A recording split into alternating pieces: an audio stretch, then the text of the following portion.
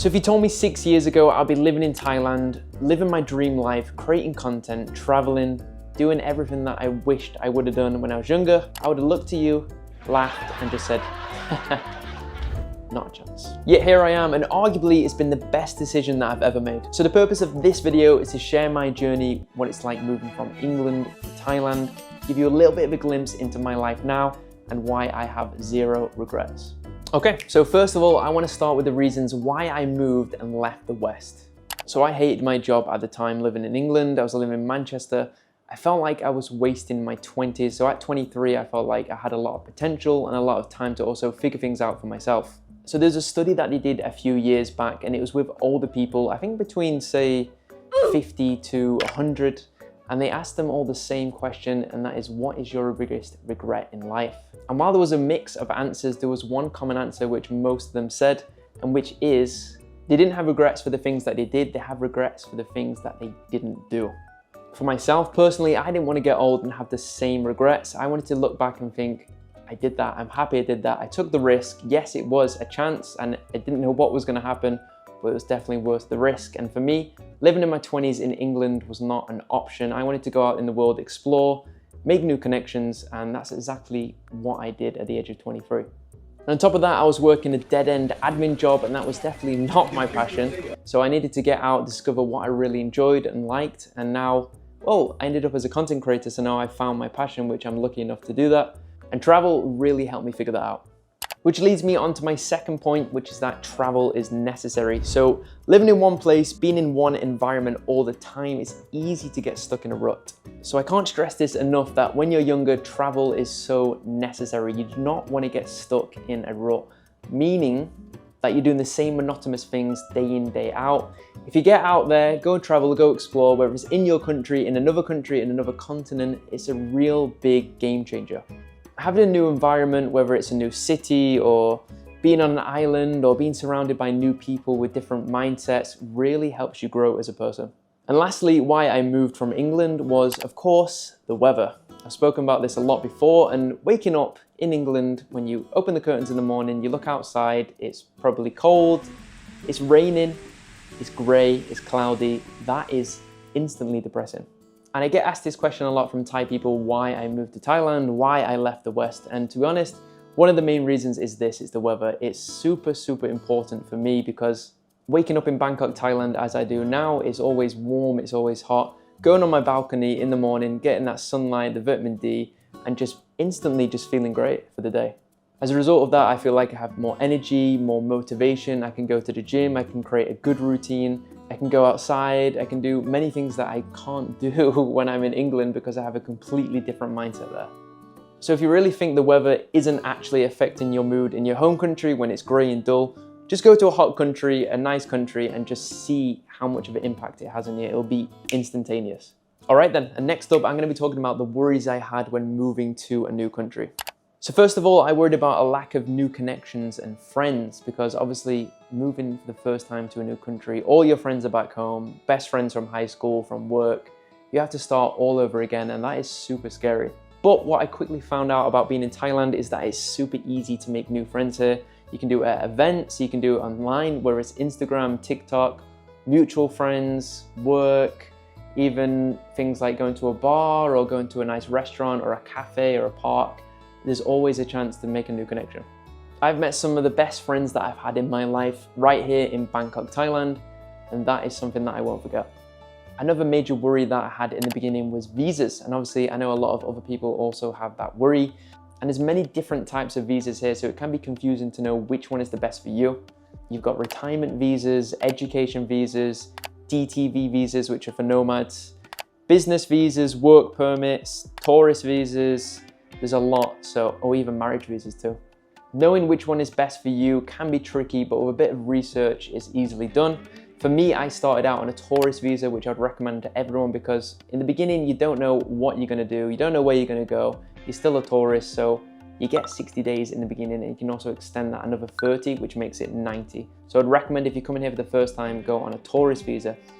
If you're looking to stay long-term, there's things such as the DTV, which you can renew every 6 months and is valid for 5 years. And there's also a business visa, if you want to open your own business here, or a work permit if you're going to work for a company in Thailand. I like to say where there's a will, there's a way. So if you're in Thailand and you're not sure what to do about visas, there is a solution, so you don't have to worry. And my last worry about being in England was that I had no opportunity to reinvent myself. So what I mean by this is, in your hometown, in your home city, village, whatever it is, you're surrounded by the same friends, the same friend group, the same colleagues, your same family members. And if you do something different or you want to change yourself, go outside of your comfort zone, then it's pretty difficult because you're going to feel like you're being judged or feel embarrassed, or you don't know the best way to go about it. So going to a new country really allows you and gives that opportunity to reinvent yourself and also discover things like what you really like, what are your hobbies, what are your passions, what you're interested in. And also, like I mentioned before, creating those friend groups where you can have like-minded individuals. All right then, and lastly, I'm going to be talking about what made me stay in Thailand for 6 years. First of all is the cost of living, a big factor for many of you guys watching, and I can assure you that a lot of things here are vastly cheap compared to the West. And that doesn't mean everything. For example, food, you can go to restaurants and sometimes you can pay just as much as you would in America or England. But on the other hand, you can also get street food or cheap restaurants where you can pay $1 or £1 per meal. Condos. So cost of living for condos in Bangkok, Thailand, and also other cities such as Phuket or Chiang Mai or these other provinces is incredible. When I first moved to Thailand, I lived in a condo that first cost me 9,000 baht. I'll put the conversions on screen. And that was great. I mean, it wasn't the biggest, it didn't have the best facilities, but it did the job and it was in a great location. After that, around a year or two later, I moved into another condo which cost me 12,000 baht. And that was great. That had an infinity pool, sauna, gym, massage shop, 7-Eleven, everything that you could ask for really. And you can get that for just that price, which is insane.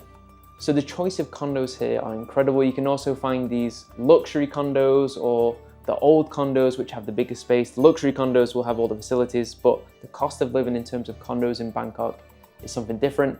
And as you may have seen in a lot of other videos of mine, I do a lot of condo tours in Bangkok for that reason. You can check this one up here, for example. No, it'll be up there, won't it? Would it be up there or up there? And then also cost of living in terms of transport, taxis, bike taxis, the SkyTrain, MRT, BTS, all these things are pretty affordable in terms of getting from one location to another. It's very cost effective and it allows me to use these kinds of transport such as taxis, whether it's a car or bike, pretty much daily. Another major factor in what made me stay in Thailand for so long is the places to visit. I live in Bangkok, which for me is the greatest city in the world. But there's also many other places in Thailand which are incredible. You've got Chiang Mai in the north, which is a little bit cooler than Bangkok, very green, rural. You've got loads of temples. The food there is great, such as khao soi, things like that. And then you've got places in the south which have the most tropical, serene beaches that you'll ever see in your life, like something out of a movie. White sand, beautiful islands. So places like Koh Samui, Phuket, Krabi, Kokood, Koh Chang, all these places which you can just easily get to from Bangkok. And just to put that in perspective, a 1-hour flight in Thailand can cost as little as 1,000 baht. And if you're not into the mountains or the nature in Chiang Mai or the beaches in the south, such as Phuket or Krabi or Koh Samui, there's also other places in Thailand which are a little bit more undiscovered, such as Kanchanaburi, which are beautiful for waterfalls. And then there's also Khao Yai, which has the biggest national park in Thailand. And that also has some of the best hotels there as well, because the hotels are absolutely incredible and the nature too. So the places to visit in Thailand is another major factor here.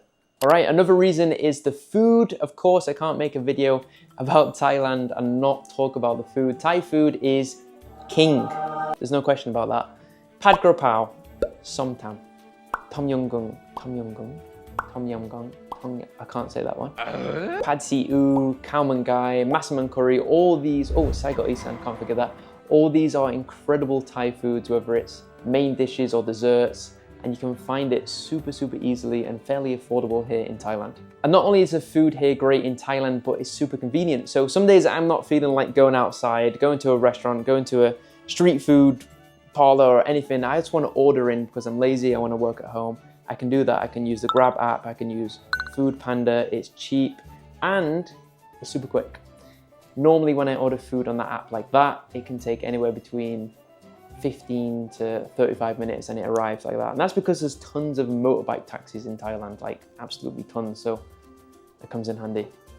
I touched on this one before, and it's the weather, and that is one of the reasons that keeps me here. Of course, it's going to be too hot at times, whether it's, let's say, May, April time and it's Songkran and it gets up to 40 degrees, like that is scorching. That's like, I don't want to go outside kind of hot, but most of the time throughout the year, it'll be between, say, in the daytime, 25 to 30, 32 degrees, and it's lovely. I love being in a country that is hot and warm. It just makes me feel good, and yeah. There's not really much more to say on that than that. Next reason I'm going to talk about is the people. Of course, I can't talk about Thailand without talking about the people here. First of all, the culture is great and the people here are very friendly and hospitable. It's not called the land of smiles for nothing, right? So Thai people are some of the best in the world. Whether you're a tourist or you're an expat living here, they're going to make you feel super welcome. And I experience that every single day while I'm living here. And I touched on this point before, which is like-minded people and communities here. So like I spoke about earlier, it's very easy to make friends in Bangkok. There's tons of communities here, whether it's networking communities or run clubs or language meetups where you can meet like-minded people, make new connections, allowing you to have that group of friends that you've manifested. The next point I'm going to mention is that Thailand is a hub in Southeast Asia. And what I mean by this is it's pretty central. If you want to go to neighboring countries such as Malaysia, Laos, Cambodia, Vietnam, it's super easy to do so. Flights are cheap and they can take anywhere between 1 to 2 hours to get there. And then if you want to go a little bit further, you can reach countries like Philippines in say 3 hours and then Japan in around 5 hours. So even then it's not too bad overall. So for that reason, making Thailand a base is a perfect opportunity because you can live here and then you can travel around to these other countries super conveniently. So want to be part of the conversation, hit that subscribe button and drop a comment down below your thoughts on this topic. And as always, see you in the next one.